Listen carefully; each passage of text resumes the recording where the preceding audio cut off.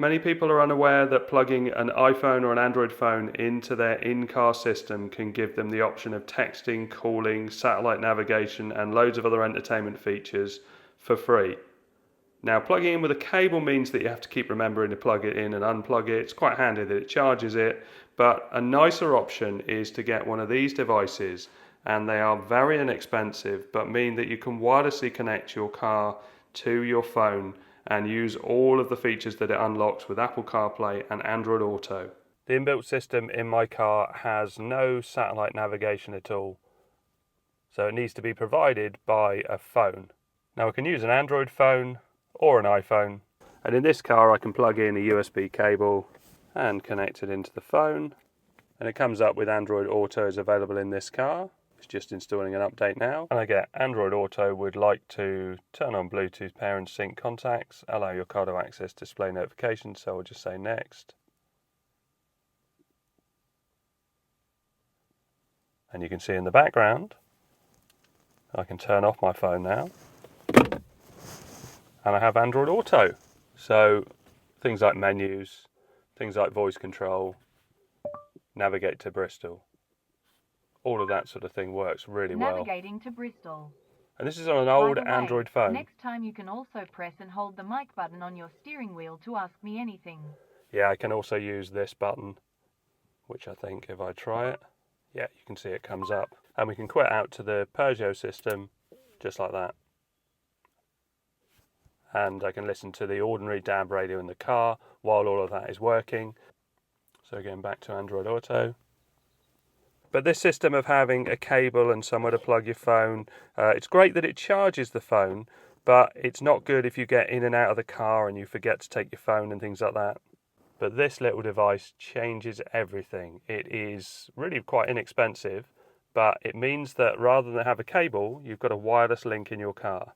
So all I do is unplug this and plug in the USB.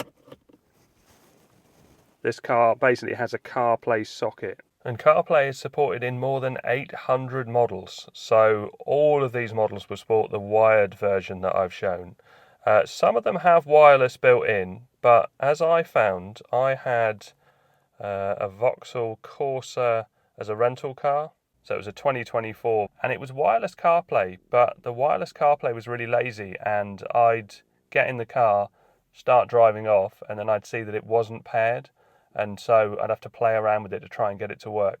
I haven't had that at all with this little wireless adapter, so even if you've got a car that supports wireless CarPlay, you might be better off still having this adapter because it seems to be very reliable.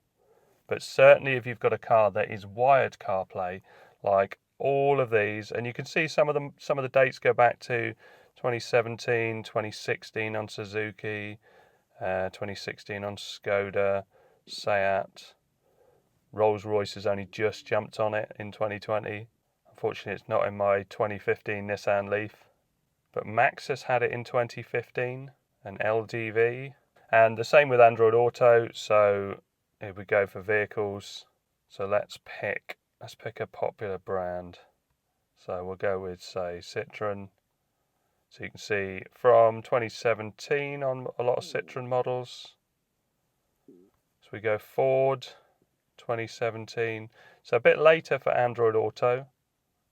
Honda, 2016, we've got some Hondas there. And the Android phone I'm using at the moment is Android 10, but they were doing it on Android 6.0 or higher. Let's see what it is on iOS. So it was on iOS 7.1 or later. I'm using the latest version, which is something like 18.4.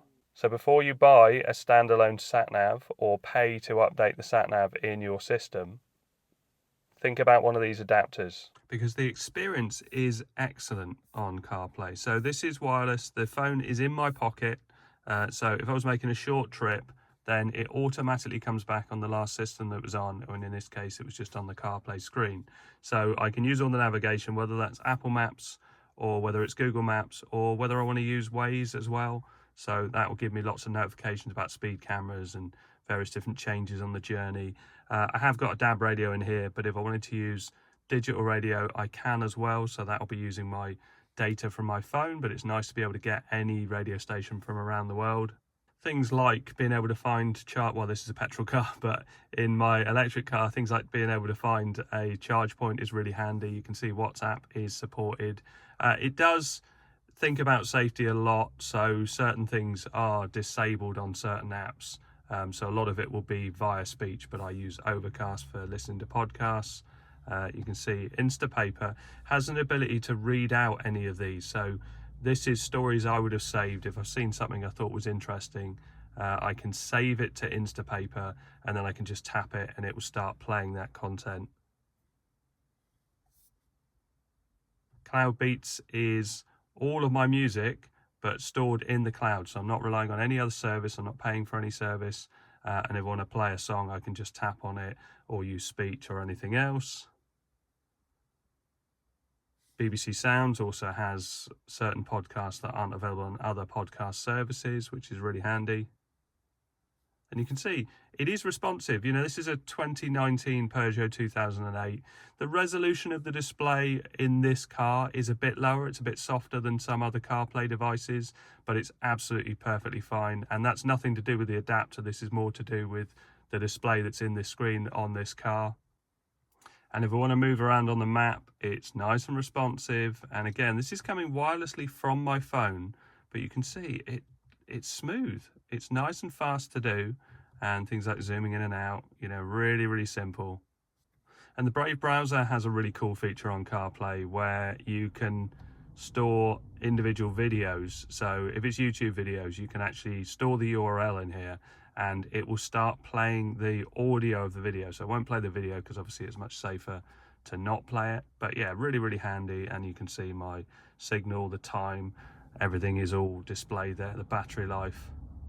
And the battery life, so we navigated about 2 hours the other day, and it really didn't knock the battery as much as I thought it was going to. So the phone was off and in my pocket. Oh, and that's my car going into eco mode because the engine isn't running. You can turn that off in a Peugeot. So you can see the light is on now. So if I turn off my car and I'm pulling the key out now you can see there's a little blue light on there. I think it takes about 2 minutes to turn it off. Yeah, so it's just gone off now. So the light flashes and then it goes off. So I know it's not running down the battery in this particular car. Obviously check your individual car for what your USB socket does. So I don't know what's common in all cars. But if your car was going to leave that on all the time, all you do is just unplug it and pop it in somewhere handy. But I've tested this and it definitely doesn't run the battery down. I can leave it in all the time. You can see now I've plugged it in, no light has come on because this socket has been turned off by the car because the ignition is off. It's the cigarette lighter in this one actually goes on and off straight away. So that's my dash cam. So let's show how long it takes from when you start the car. So engine started. You can see that the blue light is on the CarPlay adapter. The Peugeot stereo is starting up. Let's just turn off the fans. And we'll just show it in real time because it surprised me at how fast it picked up. It definitely was better than the Astra I had, which was an inbuilt system in a brand new car. There you go, so it's picking up on it now. It's funny how it shows AndroidAuto because there's definitely no phone. And that was the Bluetooth kicking in, Apple CarPlay. So if I tap on that, we're up and running. And if I wanted to play some music, oh, no sound. So obviously I can't play any more of that. I've been super impressed with this. I really didn't expect it to be quite as responsive as it was. And it just feels like the wired connection is in there. So this was everything that came in the box. So I've got like a quick start guide and a user manual, not that you need much of that. It's very, very straightforward. You've got a USB A to A extension cable. So if this is in an inaccessible area in your car, you can plug this in and it just means that you can get it a bit further away. But you also have a USB-C adapter. So some newer cars will use USB-C. So you plug this into the USB-A on here and it converts it to USB-C.